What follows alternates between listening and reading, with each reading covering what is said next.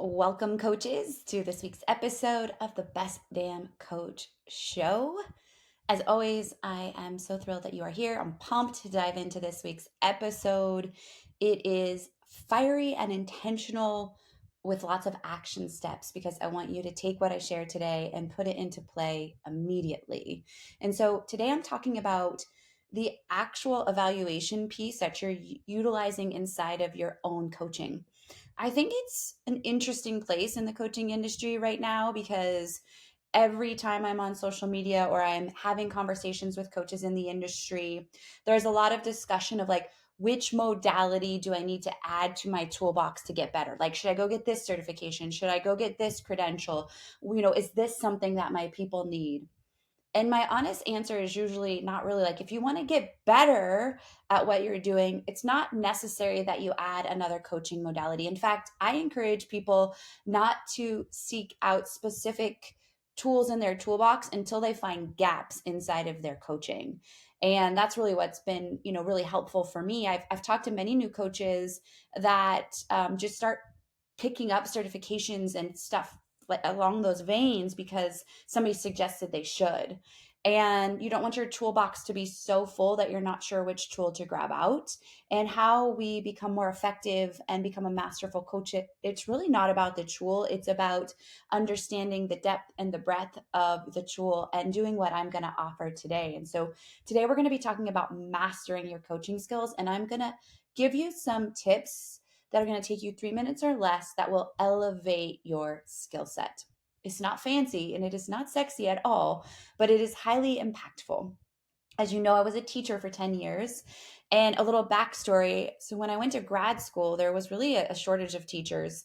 In fact, there were no women, very minimal women. This makes me sound really old, but it really wasn't that long ago. We're talking 15 years in the early 2000s, where there was very few women in high school that were teaching math and science. And that was my zone of genius. And so, when I was doing an internship at a local high school, they had an opening that they wanted filled, and we had great rapport, we connected, and so they sponsored me to get my emergency certification, which in the state of Arizona basically means that you take the necessary steps. You are emergency certified, which means you can teach in your own classroom until you complete the coursework that's required to and the test that's required of you to be a teacher. And so I actually did my own student teaching in my own classroom with my own students, and I had a mentor that would come in. So I really was like trial by fire. I did not get to mentor a teacher, and I was here for it because I love that kind of thing. I love to be challenged. I love to take on big opportunities. But that also meant there was a steep learning curve. And while I was being evaluated by my mentor teacher, she was really only coming in once a week. And so she was only getting basically 1 hour of about 40 hours a week, that 35 to 40 hours that I was teaching. And while it was helpful, it also wasn't for me thorough enough feedback. And we had very different teaching styles. And so I started asking myself, how do I get better at teaching faster? And the cool thing about teaching high school, at the time I was teaching all biology classes. So I literally had 7 hours. One of them was my lunch and one was a prep. So I was teaching roughly 5 to 6 hours of the same content every hour. So the lesson that I taught first hour is what I also delivered in seventh hour. Different group of kids, obviously. And so you can imagine that if you're going to repeat the same content over and over 5 or 6 times in a day, you have a wild opportunity to improve yourself. And so instead of just relying on external feedback from others, I decided to get internal feedback for myself.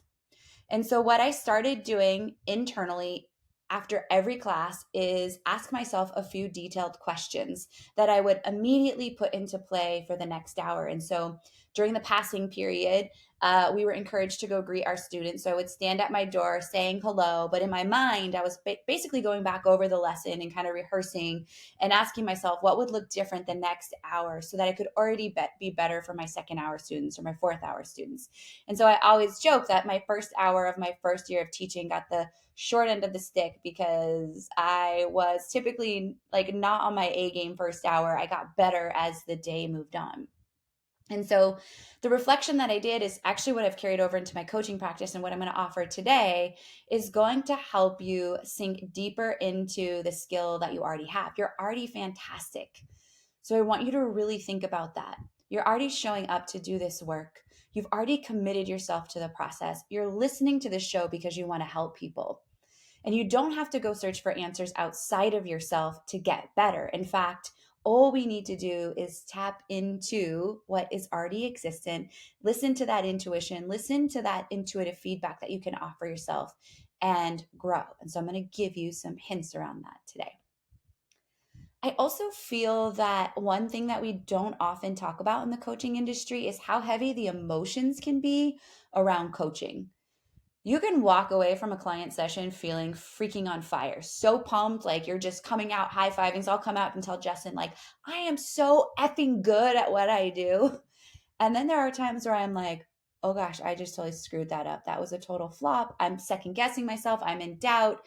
I'm wondering, could I have done it differently? And I think that's what makes us great. If you're feeling that contrast already, that's because you care so much and you want to be so great, you feel that contrast. If you never felt that emotion, that would be the red flag for me, right?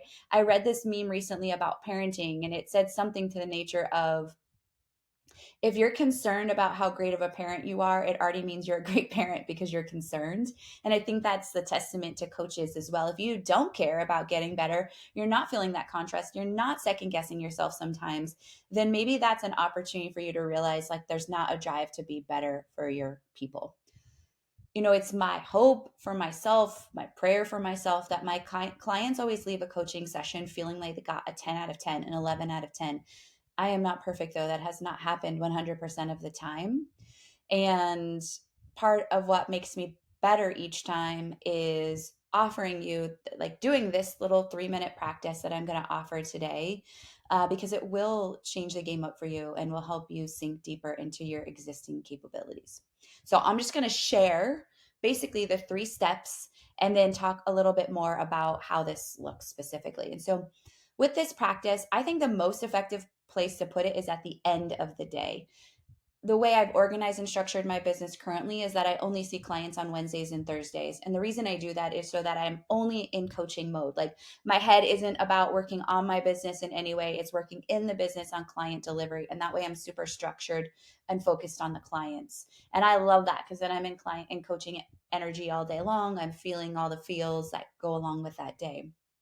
And so at the end of my day, I will often sit and just like take a moment to take some deep breaths because energetically, like we've given a lot, right? When you're coaching all day, you were just on, right? You're listening to everybody's words, you're in your head thinking about how to support the next step. It's energetically can be an exhausting day.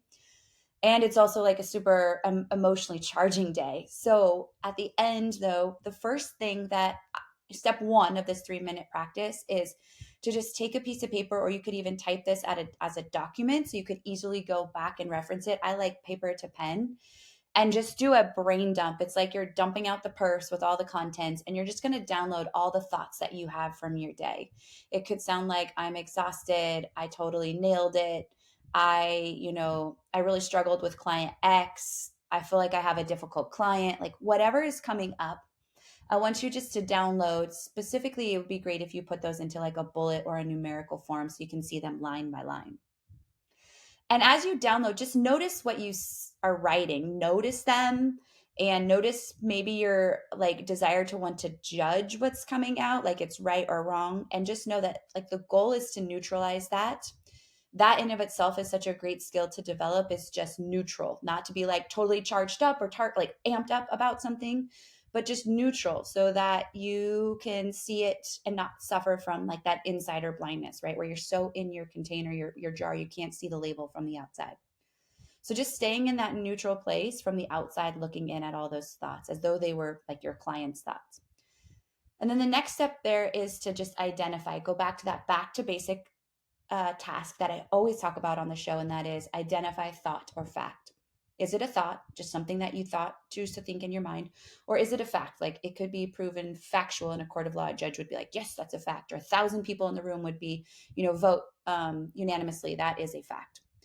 And I just want you to notice what see as you label those things. This, by the way, is one of the most impactful practices, simple practices ever for both you and your client, if you need it. I often do this in the morning if I find things are just on my brain. I just want to neutralize them and observe them. And this is always my go-to specifically. And what it does is it just like takes the intensity level down. So then I can be at a more neutral, like, not red or green, but just neutral, level yellow to proceed. And then here's 2 questions to ask. And I take these questions really, I mean, I've used them so much in my life from teaching. These were the 2 questions I asked myself, but I even offer them to my kids now after they finish sports. And here's the 2 questions. What's one thing that went really awesome in that session? Or you could just lump your whole day to like, what's one thing that went really great today in coaching sessions? And then what's the one thing that I can grow, I can improve upon? What's my opportunity for growth? I always give these to my kids because one of the things I'm working on is not like firing and giving feedback to them, because sometimes we want to be like, and you could have done this and you could have done this. And both Justin and I are really working to step back and not give that, but just offer the questions. And what we find is that they open up so much more when we're just like, okay, what went really great?